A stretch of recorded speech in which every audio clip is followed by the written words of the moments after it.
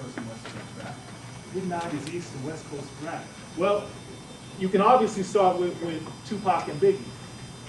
There's a story that I tell in my book about a road trip, a very long road trip I took from Miami to Boston with a friend of mine who was an editor at The Source at the time. You know, we always had our beefs on who was our favorite rapper, who was the least favorite.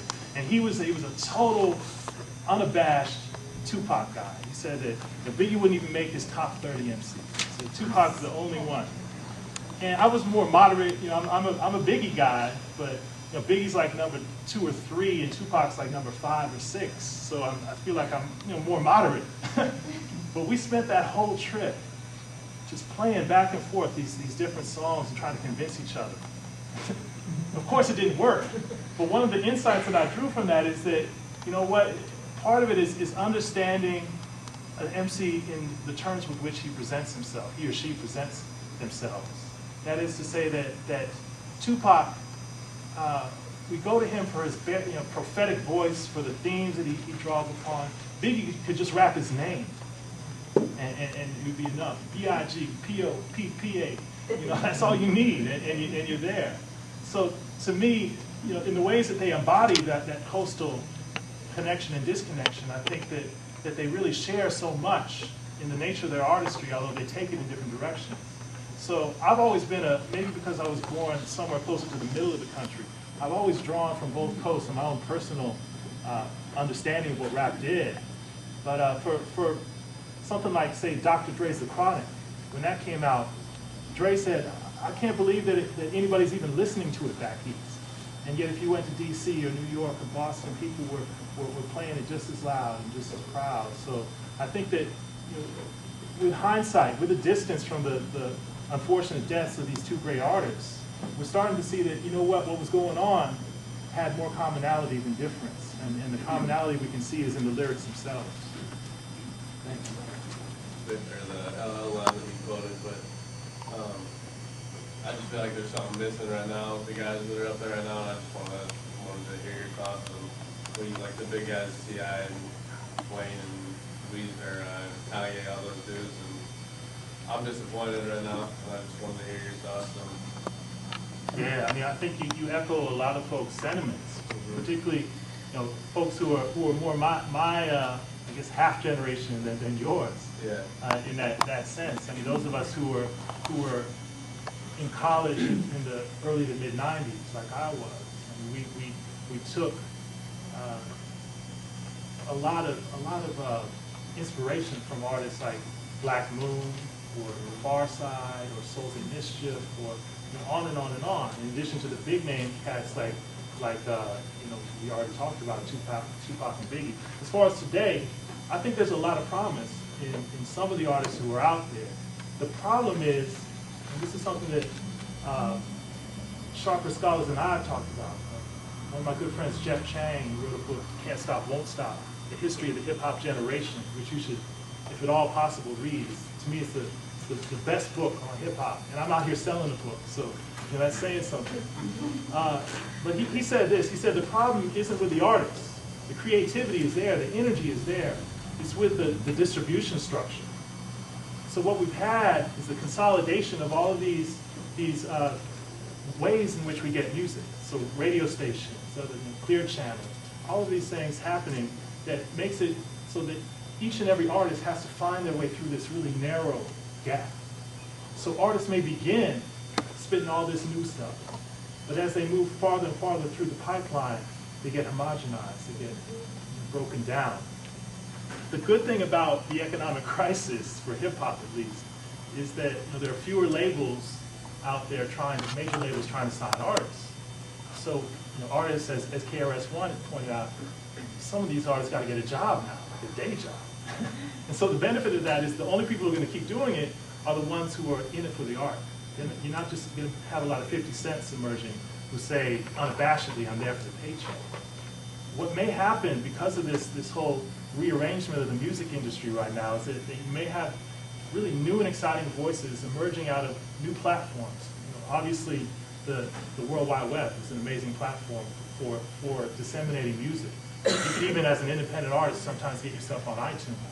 You know, means like this of bringing the music to the people, of bringing artists to an audience. I think this is actually a positive thing, and we'll see a lot more diversity in the years to come. At least that's my hope. Maybe it's optimistic. I was just going to build off what you just kind of answered my question, but you mentioned Asher Roth, and what do you think about these new platforms? You know, I see, you know, poetry, as you said, you know, kind of progressed over time. What do you think about these new platforms? You know, these new artists, you know, being hot on YouTube or whatever kind of internet or, source, and then them coming up. What do you think about these platforms and these new artists? Do you think they have a chance? I mean, I think we see with examples like Soulja Boy, for instance. Whatever you think of him, you know, you can't knock his hustle. He found a way to get his art, his vision out there to the people, and there was an audience. There was a big audience for him. He wasn't a major label clone. He actually emerged somewhat organically out of this. And you know, I think what we'll see, and this hip hop has always had its range of music. It's had its straight up party music. It was unabashedly about moving your booty, and there have been more conscious ones about moving your mind. Hip hop has always had that. And so I would say that Soulja Boy is just a descendant of the Sugar Hill Gang in a way. You know, an artist that's there to party. When that song came on, even if you think that Sugar Hill Gang is whack, you know, a lot of people move into it. You know, even today, 30 years later. And I think we can say the same about some of these artists who are finding new means of getting their stuff out there. That said, I mean, this isn't to completely abdicate responsibility from record labels to find new talent. You know, now A&Rs think that they can just, you know, the people who actually, artists and repertory people who go out and get artists, think they can just sit in front of their laptop and look at MySpace pages and just be good with it. You know, people aren't going to shows anymore. People aren't going to open mic nights. People aren't trying to discover new artists. I think that may also be changing as a result of some of the reconfigurations of things. So I think you'll have both the continuation of the online means of getting your voice out there, and then also return, like a throwback to the older ways of finding artists to get their voice. At least that's something, I get a lot of this from a friend of mine named Crooked Eye, who's, to me, one of the fiercest MCs on the West Coast. He's from Long Beach. Previously signed to Death Row Records, escaped Suge Knight, probably the only man in America ever to escape from Suge Knight, Tupac's former impresario. And Crooked Eye has been really trying to find a way to get his music to the people, and so he's done mixtapes. He has a series called The Black Obama. He's got a couple mixtapes called The Black Obama, where he gets his voice out there, and it can be available within minutes. He can go in the studio, spit his verse, and have it up online within a matter of minutes. That's some way of really reconnecting and reconfiguring a global hip-hop community. And to me, the more that we can globalize our understanding of hip-hop, the better off we are. It's a long answer to your simple question. Two questions. What was the book that you recommended? Jeff Chang's Can't Stop, Won't Stop, The History of the Hip-Hop Generation. It came out a couple of years ago, and it really goes through, it starts even before rap starts, really. And it looks into the street culture, the urban gang culture of the South Bronx and the surrounding areas that was, in some ways, a precursor to these hip-hop crews that emerged.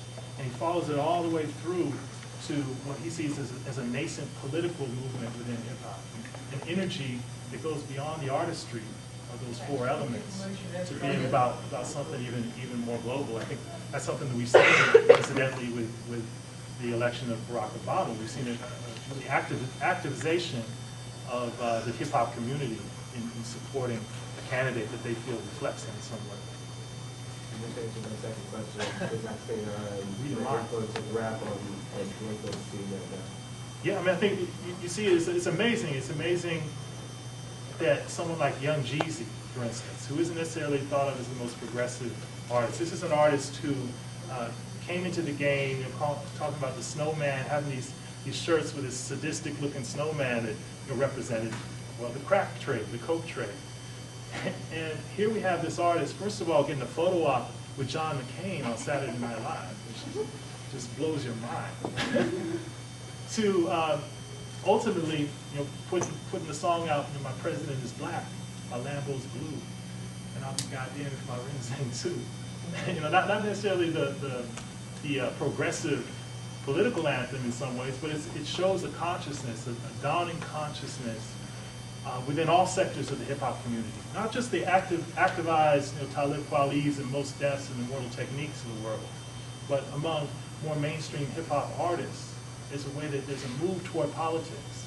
And for a music that was born as rebel music, it was born out of a sense of rejecting the dominant political, certainly the electoral political process. It's going to be interesting to see how people refigure themselves as artists when they think about talking about the man, and the man is them. The man is Barack Obama in a way. It's going to change things a little bit. It's going to shake it up, and I think it's going to promise some interesting artistic developments in the years to come. Yes, ma'am. My name is Abel Wardley, and I'm Professor Johnson's colleague in the Department of Black Studies. And I'm curious about something you said, kind of in passing, a critique of the inaugural poem. You said Elizabeth, is it Anderson? Alexander, thank you. Didn't bring the goods. Can you say more about your critique? I mean, that was a piece of editorializing. I admit, I just finished teaching Elizabeth Alexander's collection in my 20th Century Black Poetics class back in Claremont. Her collection is Venus Hottentot, which is an amazing debut collection. And I have the utmost respect for her as a poet, and I think she represented herself and her poetry and the poetic community quite strongly. I just felt that the poem itself, even when read on the page, lacked the sense of the moment.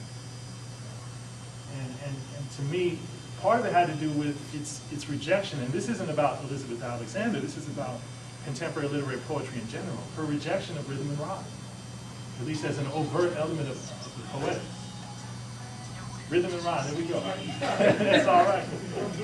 See, if she'd gone up in there and done that, you might be in a better position. But, I mean, you open the New Yorker, you open a lot of different venues in which poetry appears, and you don't see something that a lot of people recognize as poetry.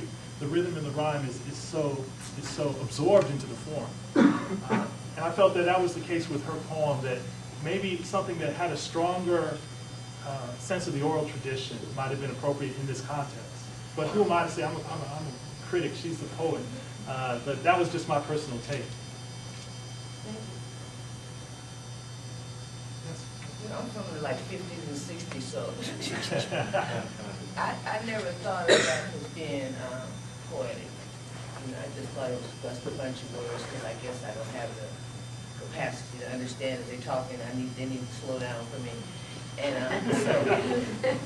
so my son is into rap, so he was real instrumental in making me know who Tupac was.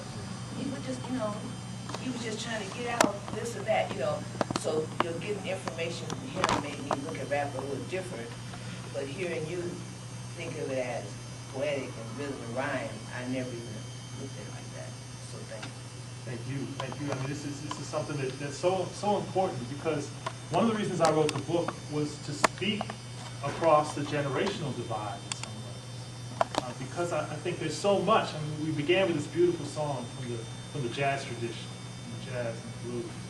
And there really is a direct line of descent between that kind of oral expression within the African American tradition and hip hop.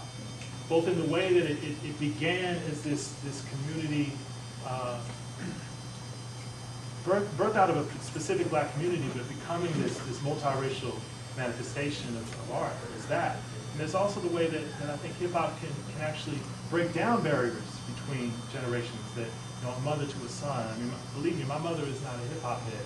I dedicate the book to my mother, and the reason why I could, and the reason that I say in the book, is that she taught me about the music of poetry, the music of language itself, and I think that's something we can all agree upon, even if we don't agree on what kind of music we like. We can start with the language itself, with the poetic elements of it, not just the stuff that causes offense, and see something beautiful that we can all share and engage with. I did this function last weekend in the Hoffman building, and it was really interesting, because after I got done doing my piece, you got a lot of oomph in the crowd, and I like that cookie cutter stuff. I never knew. See, I like to see myself not an intellectualist, but a person. And I'm kind of a culture on that old early '90s, ending '98, when everything just turned really ridiculous.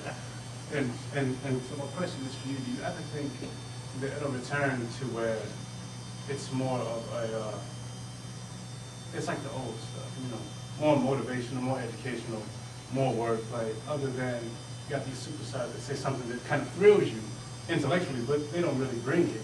Do you ever think it'll return to the way it was? I mean, there's something in the African American tradition called the vernacular process. The vernacular process is the idea that, you know, it comes from vernacular. Just give you a quick lesson in linguistics, for what it's worth. I usually don't break down etymology in a conversation like this, but vernacular, the word comes from the term verna, which is Greek for a slave born of his master's house. And to me, that's just a beautiful idea. The idea behind the vernacular process is that artists will take something close at hand, add something that's all their own, and create a new form. So to me, what we'll see is not necessarily a return to the past, but people drawing from the past, adding something new that's true to their circumstance, and creating new forms. And so the thing that I would humbly just put it back to you and say, as the artist, I'm waiting to see what you come up with. Speaking of which, I don't know, Tim, if you would be so kind at the moment to do something. I've heard you're good. It's been a verse every heard. I was doing this piece called Aurora Borealis, and it's about Sit down, listen. oh goodness. And I take it from the idea that biblically angels are called stars, and in Hollywood you have people that are called stars, but they live contrary. I live next to him. I know what you're talking about. Yeah. And so I was doing this big old collage. It's like 4 or 5 minutes, but I don't want to take the time because I'm long-winded. So I don't want That's all right. It's, this time it's okay. Okay. For real, man. Go ahead. All right. Go ahead, Tim. All right. I suppose. Thank you. With the mic. Where's the mic? Yeah.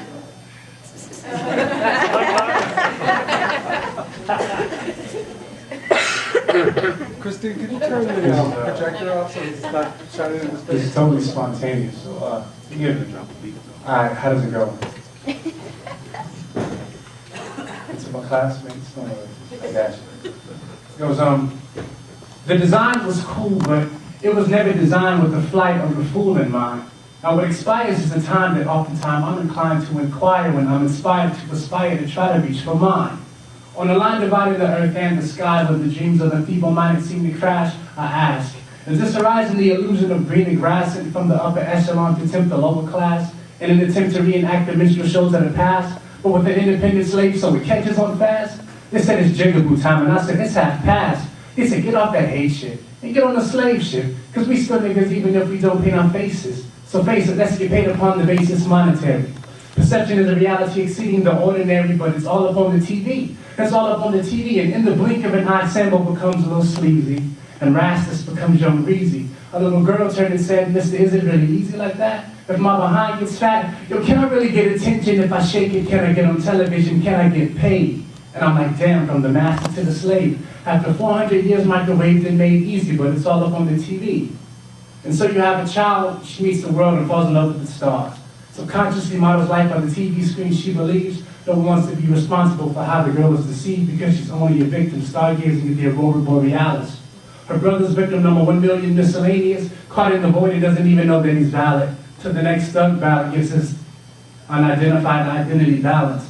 And I'm shocked, frozen, because we stand by white humanity's molested, and so I thought, if I could show you what's in between the lines, would you heed the warning signs, or would you fake as if you're deaf, or dyslexic, or blinded to confront it with something that's unexpected or overwhelming, like one of your own children, forgive me, mentally jailed, singing that same old song on the radio that teaches little boys how to kill with guns, teaches little girls how to get fellatio. It's predator and prey. So are you nemesis Genesis with Darwinistics to make yourself fear of a creator? Satan takes the next generation fresh out of the incubator, raises a superstar to make an exits back through musical mental slave labor. And everybody sees it but still won't say it, because they themselves are small pieces comprised inside of the same mosaic, which depicts an innocent child cruelly crushed by a slave ship, and on deck, all of our faces in a multicultural arrangement. So I won't take time to waste time to soothsay your mind to make it appear as if everything's fine, because it isn't. So I won't take time to write lines of illogical content to make it seem like I'm some dominant MC, because I won't. And you shouldn't take time to waste time because you think you've got your life figured out and you don't know where you're going to go when you die because you don't. Child star is child in a hostile situation because he wants to be gangster in every aspect of the equation. Pet play and manipulating children buy into those persuasions. One's waiting for God in the ground, the other one's waiting arraignment. BET told little girl the boys will like you if you shake it. MTV said in Cancun while on spring break will do it better. The little girl took the advice but never made it to Cancun. Her camp meeting was NBC's late night hit show, How to Catch a Predator. And you persuade yourself it's just a scam. Rock bands hold seance and sacrifices a human lamb. Has the #1 hit record in rotation across the land. And you don't know the power of El Canada, that which you make with your hand, but you can't see things easily like millions of dollars invested in funding demographic mapping. To keep a certain people specified to a type, one's reviewing an application, one can't spell his name right. And I find it ironically awkward, the gangster act be that vehicle that pushes most corporation children through Harvard. And when the product of the music lives, influence is manifested in illegitimate kids who follow patterns to fulfill the stereotypes to make sure the media is feeding you correctly. And if you don't believe I'm a living example, check me, but I learned to run contrary to what society's expecting. So the image I project is redefined, and the mindset I fight to attain is nothing short of divine. I'll take time to utilize the lines to give the people who fought the power, learning once again just how to use their mind beyond the beats and the rhymes and the music of the times, the illusions of the mind. Ask yourself what's there. There's an agenda that's in line for the blind leading the blind. Are you really over there? Boom. Okay.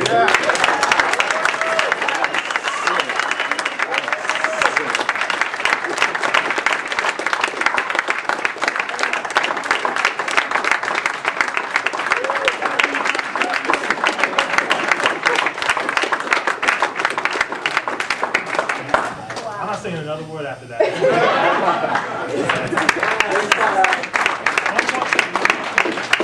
I lied. We do that sometimes. This is not, in the spirit of Master P, I brought some books out of my trunk, because the book isn't even officially out in stores yet. So I have a few copies. I'll sell them at a deep discount, $10. If you're interested, you can leave with a copy. But that's it. This brother. Thank you.